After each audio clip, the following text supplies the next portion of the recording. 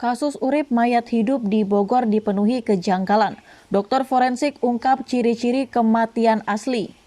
Kasus mayat hidup lagi di Rancabungur, Kota Bogor dipenuhi banyak kejanggalan.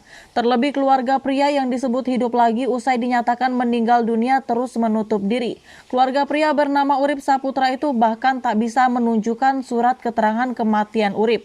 Selain itu, keluarga juga enggan memberitahukan rumah sakit apa di Jakarta yang menyatakan Urip telah wafat usai Urip kabarnya dinyatakan meninggal di Semarang. Sederet tanda tanya itu hingga kini masih diselidiki pihak kepolisian. Belum terjawabnya misteri itu terjadi karena Urip masih dirawat di rumah sakit pasca dinyatakan hidup lagi setelah meninggal. Diwartakan sebelumnya, kabar mayat hidup di Bogor menghebohkan khalayak pada Senin 14 November 2022 usai sebuah video beredar.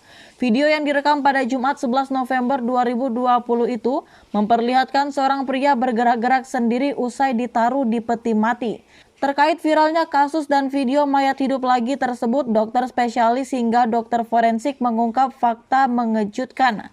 Direktur Utama RS-Pon Mursyid Bustami dari wawancara televisi di kanal CNN mengungkap, apakah kasus mayat hidup lagi mungkin terjadi? Apakah kondisi seseorang yang dinyatakan meninggal dunia kemudian hidup lagi ini mungkin terjadi? Tanya presenter dilansir dari tribunbogor.com pada Rabu 16 November 2022. Kalau sudah ditetapkan seseorang itu mati secara medis, tentunya tidak mungkin kembali hidup. Kita lihat di sini apakah betul seseorang ini mati secara medis. Kadang-kadang penetapan kematian seseorang itu belum memenuhi persyaratan seorang mati, ungkap Mursyid Bustami.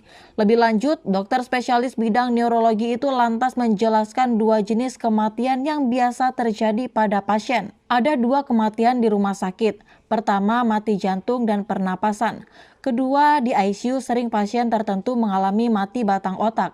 Artinya pernapasannya dibantu mesin pernapasan, sementara jantungnya masih berdenyut sehingga seolah-olah jantung dan pernapasan itu ada padahal batang otak sudah mati, ujar Dr. Mursyid. Selain Dr. Mursyid, Ketua Perhimpunan Dokter Forensik Indonesia Ade Firmansyah turut mengurai penjelasan terkait kasus mayat hidup lagi di Bogor. Sang ahli forensik itu menjelaskan bagaimana tanda-tanda kematian yang asli. Ciri-ciri utamanya adalah muncul lebam atau kaku mayat pada tubuh jenazah. Kondisi tersebut biasanya akan muncul 2 jam setelah jenazah dinyatakan meninggal dunia. Setelah orang itu meninggal atau mati klinis, maka jantung parunya berhenti permanen. Kita lihat tanda kematian awal, seperti tubuhnya lemas, pupilnya melebar. Kalau di rumah sakit kita tunggu 2 jam sebelum jenazah dibawa ke ruang jenazah.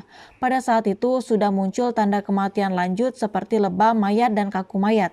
Sehingga benar-benar yakin maka jenazah dikirim ke kamar jenazah, ungkap Dr. Ade Firmansyah. Lebih lanjut, diungkap Dr. Ade, dokter biasanya akan melihat organ vital dari pasien.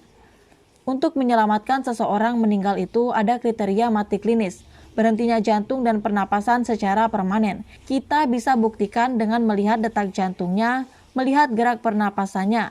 Jika semuanya tidak ada dinyatakan mati klinis, ungkap Dr. Ade. Kabar terkini Urip. Adapun kondisi terkini Urip, Direktur Utama Rumah Sakit Umum Daerah Kota Bogor Ilham Khaidir membagikan cerita melegakan. Urip yang segera ditangani pihak rumah sakit kini dirawat di ruang inap. Kondisi pria asal Bogor itu kian membaik namun masih harus dirawat secara intensif. Sebelum dirawat, Urip datang ke rumah sakit dalam kondisi lemas.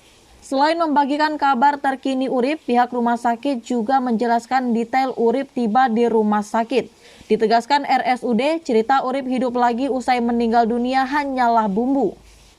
Jika sudah siuman dan benar-benar pulih, Urip akan segera diperiksa penyidik kepolisian.